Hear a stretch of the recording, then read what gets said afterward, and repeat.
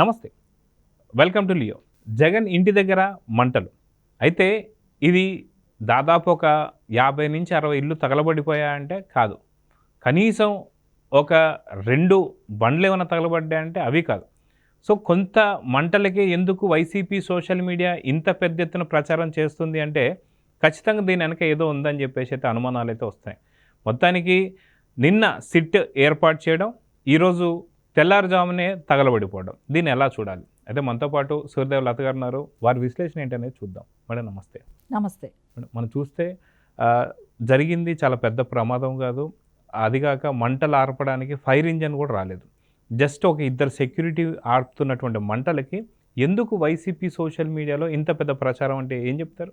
అంటే జగన్మోహన్ రెడ్డి గత 5 ఏళ్ళు ప్రభుత్వంలో తీసుకుంటే ఆయన ఇంటి సరౌండింగ్స్లో అంటే కూతవేటు దూరాల్లో ఒక దళిత మహిళని అన్యాయంగా ఆ అమ్మాయి మీద అఘాయిత్యం రేప్ అటెంప్ట్స్ జరిగి ఆ అమ్మాయి చనిపోతే కూడా ఎక్కడ పట్టించుకున్న దాఖలాలు లేవు. అంటే ఎంత సెక్యూరిటీ ఉంటుంది ఆ ప్లేస్లో.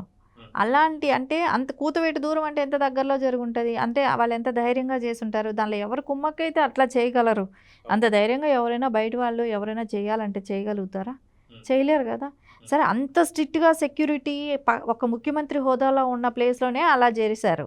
సరే ఈ రోజున ఈ జగన్మోహన్ రెడ్డి గారు ఏదైతే అంటున్నారో ఆయన ఇంటికి సెక్యూరిటీ లేదు అని చెప్పి ఒక హంగామా సృష్టిస్తున్నారు. ఆయన ఇంటికి సెక్యూరిటీ లేకపోవడం గతంలో జగన్మోహన్ రెడ్డి గారికి ఉన్న సెక్యూరిటీ 986. అంత సెక్యూరిటీ ఉన్న టైంలోనే వాళ్ళ ఇంటికి కూతవేటు దూరంలో జరిగిన దానికే ఎలాంటి అంతుపంతు లేకుండా పోయింది.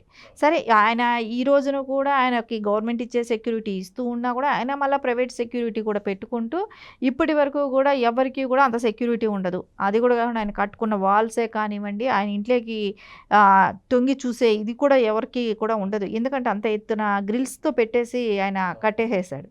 సో అట్లాంటప్పుడు ఆయనకి ఆడ వచ్చిన నష్టమే లేదు. ఆయన చుట్టుపక్కల కూడా ఎక్కడ కూడా ఒకవేళ ఎండిపోయిన గడ్డి ఉంటామో, గడ్డి వాములు లాంటివా లేకుంటే ఎండిపోయిన చెత్త చెదారాలు ఏమైనా ఉన్నాయా అక్కడ? అట్లా అవ్వటానికి అది కూడా లేదు. పచ్చటిగా గ్రీన్ మొత్తం పచ్చగా ఉన్న చోట్ల ఎట్లైనా అగ్గుపుల్ల గీసేస్తే వెలుగుతుందా? ఇది ఆయన ముందు రోజు రాత్రి ఎవరెవరిని పిలిపించుకొని ఏమేమి ప్లాన్ చేశాడనేది అయితే అందరికీ తెలిసిందే. దేవినేని అవినాష్ ఎందుకు ముందు రోజు నైట్ వెళ్ళాడు, ఏం మాట్లాడుకున్నారు, ఏం చేయాలనుకున్నారు, మిథున్ రెడ్డి దగ్గర నుంచి తీసుకున్న 3,000 కోట్లు ఏమైనాయి, అవి తీసుకున్న అంటే ఆయన అనుకున్నాడు ఈ లిక్కర్ కేసు ఏదో కొంచెం ఆగింది అంటే కొంచెం ఇన్వెస్టిగేషన్లో ఏదో కొంచెం ఆగేటప్పటికి అన్న ఆలోచన అంటే రాదు మన దాకా రాదని అనుకున్నాడు. అది ఈ రోజున ఆ లిక్కర్ది 3,000 కోట్లు అనేది బయటపడింది కాబట్టి అంటే ఒక్క మిథున్ రెడ్డి దగ్గరే 3,000 కోట్లు తీసుకున్నాడు అని అంటే ఇంకా మిగతా వాళ్ళ దగ్గర ఎంత తీసుకున్నాడు? నాకు తెలిసిన వరకు ఆయన ఈ అంటే ఒక ఇసుక కావచ్చు, గంజాయి కావచ్చు, డ్రగ్స్ కావచ్చు, ఇంకా లోకల్లో జరిగే దందాలే కానివ్వండి, వీళ్ళు తీసుకున్న కాంట్రాక్టులకే కానివ్వండి, ఏది ఏమైనా కూడా అంటే అప్పులు చేసిన దానిలో పంచంగా మిగిలిన డబ్బే కానివ్వండి, ఇవన్నీ కూడా దగ్గర దగ్గర నాకు తెలిసిన ఇన్ఫర్మేషన్ ప్రకారం 6 లక్షల కోట్లు ఈ 5 సంవత్సరాల్లో దోచుకున్నాడు అని. అంత మొత్తంలో దోచుకున్న దానికి మనకి ఎగ్జాంపుల్ ఒక మిథున్ రెడ్డి ఒక లిక్కర్ కేసులోనే కనపడుతుంది. వాళ్ళు మైనింగ్ చేసేదానికి ఇంకెంత ఇచ్చుంటారో ఒకటిసారి ఆలోచించండి. పెద్దిరెడ్డి గారి మైనింగ్ ఏ స్థాయిలో ఉంటుంది, ఆ మైనింగ్కి ఎన్ని వేల కోట్లు ఇచ్చుంటారు. అంటే ఇట్లా వసూళ్లు చేసిన డబ్బే కానీ ఈ రకంగా 6 లక్షల కోట్లు దోచుకోవటం జరిగింది. ఇప్పుడు అవన్నీ ఇప్పుడు కొన్ని లక్షల కోట్ల ఫైల్స్ అన్నీ ఆయన దగ్గరే ఉన్నాయి. అవన్నీ ఎక్కడ బయట వస్తాయో, సరే ఎక్కడ ఒకవేళ ఎంక్వైరీకి వచ్చినా కానీ అవన్నీ ఎక్కడ దొరుకుతాయో ఇవన్నీ భయపడి ఆయన అవన్నీ కూడా తగలబెట్టడానికి ముందు రోజు దేవినేని అవినాష్ని పిలిపించుకొని, సత్యం అనే అతన్ని పిలిపించుకొని వీళ్ళందరూ కలిసి చేసిన ప్లానింగ్తోనే తగలబెట్టడం జరిగింది. సరే తగలబెడుతుంటే వాళ్ళ ఇంటి పక్కనే వాళ్ళ వీడియోలు తీసే వాళ్ళకి కనపడుతుంది కదా బయట ఎంతమంది సెక్యూరిటీ ఉంటారు అక్కడ బయట. అలా ఎక్కడ తగలబడిందో అదంతా చుట్టూ సీసీ కెమెరాలు ఎన్ని ఉంటాయి. సీసీ కెమెరాస్ ఖచ్చితంగా ఉంటుంది. నీకు అదే కానీ ఆ సీసీ కెమెరాలో ఎవరో వచ్చి తగలబెడుతానో ఎవరో వచ్చి ఏదైనా చేస్తేనో ఆ సీసీ కెమెరా ఫుటేజ్ ఈ పాటికి అదే సాక్షి మీడియా పేపర్లో కానీ ప్రింట్ మీడియా కానివ్వండి, ఎలక్ట్రిక్ మీడియా కానివ్వండి ఈ పాటికి ఎంత హోరెత్తిచ్చేవాడు కదా. ఎక్కడ లేదు కదా. అంటే మీకు ఏం ఎక్కడ అర్థమవుతుంది కదా, సొంతంగా వాళ్ళంతటా వాళ్ళు చేసినప్పుడు అన్నీ మేనేజ్ చేసుకోగలుగుతారు. సో అది వాళ్ళు చేసి ఆ ఫైల్స్ తగలబెట్టి ఆ ఫైల్స్ దొరకకూడదని తగలబెట్టిన ఫైల్స్ మూలాన సో ఒకళ్ళు వీడియో తీయడానికి 5 మంది పనిచేస్తున్నారు, ఆర్పడానికి 2 పనిచేస్తున్నారు. ఎందుకంటే 5 రకాల ఫుటేజ్ డిఫరెంట్గా వచ్చినప్పుడు మనకి అనిపిస్తుంది కదా, 5గురు తీస్తే కానీ అది ఆ ఫుటేజ్ రాదనేది. 2 ఆర్పటానికి ప్రయత్నిస్తున్నారు. సరే అదేమైనా పెద్ద మంటలా అనుకుంటే అది కాదు, అక్కడ ఫైల్స్ తగలబడిన మంటలు ఎంతవరకు ఉంటాయి, అట్లాగే కనపడుతుంది. అది కాక అసలు అక్కడెక్కడ కూడా ఎండిపోయినటువంటి చెట్లు కూడా కనిపిస్తలేదు. కానీ ఎండిపోయినటువంటి ఒక చెట్టుకు సంబంధించిన సామాగ్రి తీసుకొచ్చి మరి పేపర్ల మీద వేసి మరి దగ్ధం చేశారు. గతంలో మనం చూసుకుంటే ఇదే విధంగా సగం మంటల్లో మనం చూసాం. హెరిటేజ్ సంబంధించినటువంటి ఫైల్స్ కావచ్చు, ఇదే విధంగా మనం చూసాం ఏదైతే పెద్దిరెడ్డి గారికి సంబంధించి సబ్ రిజిస్టర్ ఆఫీస్లో దానికి సంబంధించిన మంటలు కావచ్చు, ఇదే విధంగా తిరుపతిలో సంబంధించి ఇక్కడ ఈడీకి సంబంధించిన ఫైల్స్ దగ్ధం కావచ్చు. అయితే వైసీపీ అనగానే ఖచ్చితంగా ధ్వంసం, విధ్వంసం ఈ రెండే గుర్తొస్తాయంటే ఏం చెప్తారు? వాళ్ళకి ఇప్పుడు ఎక్కడా కూడా ఎలక్షన్స్ అయిపోయి ఎప్పుడైతే కూటమి ప్రభుత్వం వచ్చిందో అప్పటి నుంచి కూడా మీరు చూడండి, ఎక్కడైనా ఇన్వెస్టిగేషన్ జరుగుతుంది అనే చోట్లంతా కూడా నెక్స్ట్ డేకే ఫైల్స్ తగలబడిపోతాయి. తిరుపతి లాంటి ప్లేస్లో కూడా చేసేసారు, మదనపల్లి లాంటి ప్లేసు రిజిస్టర్ ఇవన్నీ, ఇంకా పెద్దిరెడ్డి గారు ఇది ఆయన సిట్ పడింది అనగానే ఇక్కడ ఫైల్స్ నిన్న చేశారు. అంతకు ముందే బేవరేజింగ్ అతన్ని ట్రాన్స్ఫర్ చేసేటప్పుడు బిఫోరు, అంటే వాసుదేవ్ రెడ్డి గారిని ట్రాన్స్ఫరింగ్ బిఫోరు ఆంజనేయులు గారిని కూడా ట్రాన్స్ఫర్ చేశారు. అప్పుడు కూడా తగలబెట్టారు కదా, ముందు రోజు నైటే తగలబెట్టారు. అంటే ఎప్పుడైతే ఎలక్షన్ అయిందో అప్పటికి ఇంకా రిజల్ట్స్ కూడా బయట రాకముందే తగలబెట్టారు. వాళ్ళకి అనుమానం అప్పుడే స్టార్ట్ అయిపోయింది.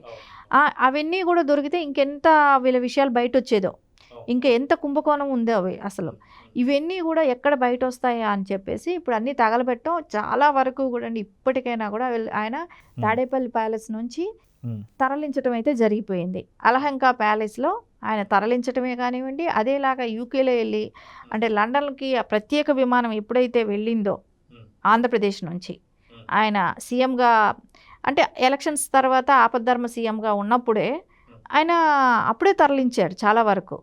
సో ఇప్పుడు ఉన్న ఈ ఏదైతే కొంచెం ఉందో దాన్ని కూడా తగలబెట్టేసి సాక్ష్యాధారాలు లేకుండా మురుపు మాపాలనే ప్రయత్నమే చేస్తున్నట్టు కనపడుతుంది జగన్మోహన్ రెడ్డి.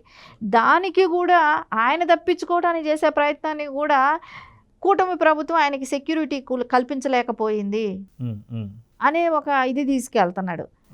నీకైనా నీ ప్రభుత్వంలో నీకు రక్షణ లేదే, ఎందుకంటే గులకరాయి డ్రామా నువ్వే ఆడావు. గులకరాయి నీ ఎత్తికి నువ్వు వేసి కొట్టుకున్నట్టు నువ్వు నటించి దానికి ఒక పెద్ద బ్యాండేజ్ వేసి ఒక 15 రోజులు వేసుకొని తిరిగావు. కానీ కూటమి ప్రభుత్వం వచ్చాక నీకు ఇంకా ఏదీ అవ్వలేదు, చాలా జాగ్రత్తగా ఉన్నాడు. అది గ్రహించాలి ప్రజలు కూడా. ఎందుకంటే ఆయన సీఎంగా ఉన్నప్పుడే ఆయనకి రాయితో వేసి కొట్టారని చెప్పి ఆయనే ప్రచారం చేసుకున్నాడు. నాకు రక్షణ లేదనేది అప్పుడే చెప్పుకున్నాడు. కానీ ఇప్పుడు రక్షణగా ఉన్నాడు. ఆయనకి అంత సేఫ్ ఉన్నప్పుడు ఇంకా ఏంటి ఆయనకి బాధ? ఆయన ఇదే పులివెందులకి ఎన్నిసార్లు తిరిగాడు, అదే బెంగళూరుకి ఎన్నిసార్లు తిరుగుతున్నాడు. ఒక్కోసారి కార్ జర్నీ కూడా చేశాడు కదా. ఇంత ఇది స్వేచ్ఛగా నువ్వు తిరగగలుగుతున్నావు అంటే కూటమి ప్రభుత్వం మూలాన్ని తిరగగలుగుతున్నావు. నీ ప్రభుత్వంలో కూడా నువ్వేంటి సింపతి క్రియేట్ చేసుకోవడానికి నువ్వు ఆ డ్రామాలు ఆడేవాడివి, ఎవరు ఏమీ చేయకపోయినా. ఈ రోజైతే అది కూడా చేసుకునే అవకాశం లేదు కాబట్టి ఇలాంటివి నీ అంతటి నువ్వు క్రియేట్ చేసి నీ ఇంటి పక్కన నువ్వు తగలబెట్టుకొని ఎవరికైనా తెలిసేది ఏంటండి, సీసీ ఫుటేజ్ దొరుకుతుంది, అది కూడా చూపెట్టుకోలేని పరిస్థితిలోనే ఉన్నాడు కదా. అంటే జెన్యూన్గా ఒకవేళ ఎవరో వచ్చి బయట తగలబెట్టారు, బయట చేశారంటే ఎట్లా తగలబడిపోతుంది అండి ఆయన ఇల్లు? ఒకటి అది అంత పెద్ద, అదేమైనా అట్ట ముక్కలు తగ్గట్టిన ఇల్లు, 2 అడుగుల ఐరన్ కంచె. ఐరన్ కంచె అంత ఎత్తు ఉంటే అసలు గోడ తర్వాత ఐరన్ కంచె అంత ఎత్తున దాటి మంటలు ఆయన ఇంటికి వెళ్ళినా కూడా పైకప్పులు ఏమైనా పూరి గుడిసా అండి? అదేమైనా గడ్డితో కప్పిన గుడిసా తగలబడిపోతానికి, ఆయనకి ఏదో అయిపోవటానికి? అంటే ఎంత విచిత్రంగా ఉంది. అంటే నువ్వు ప్రజల విషయాలకు వస్తే మటుకు ఆ పట్టింపులు లేవు. తగలబడినా కొట్టుకుపోయినా గ్యాస్ ఫైర్ అయినా అప్పుడు చనిపోయిన వాళ్ళే కానివ్వండి, ఇట్లాంటి ఎంతమందిని చూసాం మనకు. అప్పుడు ఎవరిని పట్టించుకోలేదు. ఎక్కడో తగలబడింది, ఈయన తగలబెట్టుకున్న విషయానికి అది కూడా అవతరాల మీద చేసే తప్పు ఆయనే చేస్తాడు, ఎదుటాల మీద రుద్దుతాడు ఆ తప్పులు కూడా. మీరే చేశారా అని చెప్పి చెప్పటానికి. అంటే ఇంత నీచమైన రాజకీయాల కోసం ఇంత కక్కుర్తి పడుతున్నాడా? అంటే ఆయనకి రాజకీయాలు కూడా ఎందుకంటేనండి, ఒకటే 43 ఫస్ట్ ఏమో తండ్రి చనిపోయిన వెంటనే సీఎం కావాలనేది ఆ రోజునే పెట్టుకున్నాడు. అప్పుడే సంతకాలు సేకరించాడు. తర్వాత 43,000 కేటలలో ఎప్పుడైతే జైలుకు పోయాడో నేను ఒక సీఎం హోదాలో ఉంటే నేను రిలీఫ్ అవ్వచ్చు, సో నేను కొంచెం ఇంకా డబ్బులు సంపాదించాలని ఒక వ్యామోహంతో తిరిగాడు, చేశాడు. నాకు ఒక ఛాన్స్ అని అన్నాడు. దాన్ని ప్రజలు నమ్మారు. సో ఇప్పుడు మళ్ళా కూడా ఏంటంటే ప్రజల్ని పనంగా పెట్టడమే. ఇక్కడ కార్యకర్తలను పనంగా పెడతాను. మీరు ఏముంది, జైలుకి వెళ్ళండి, నేను ఉన్నాను, చూసుకుంటాను, మళ్ళీ 30 ఏళ్ళు నేనే సీఎం, 2.0 అనేది ఒకటి వస్తుంది అనేది. 2.0 అనేది వచ్చేది ఇంకా ఆయన కళ.